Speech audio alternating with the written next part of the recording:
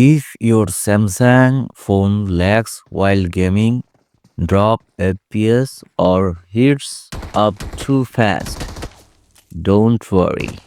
Today I will show you how to enable GameBooster on Samsung device to get better performance, smoother gameplay and less lag. Assalamu alaikum. Welcome to Tech Wash. First, open a settings on your device. Then search for GameBooster. Tap GameBooster settings. Search for game optimizations. Tap performance. Secondly, tap customization for individual games. Tap those games if you want to customize. Tap game optimizations. Tap performance. Tap FPS.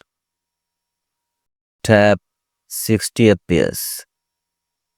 Tap screen resolution. Tap 100%. Tap frame booster.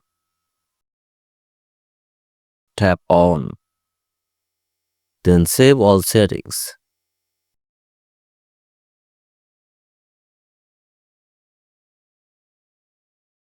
After enabling GameBooster, you will notice faster response, stable FPS, less heating, better battery optimization. Perfect for long gaming session. Thanks for watching. Support us, be with us.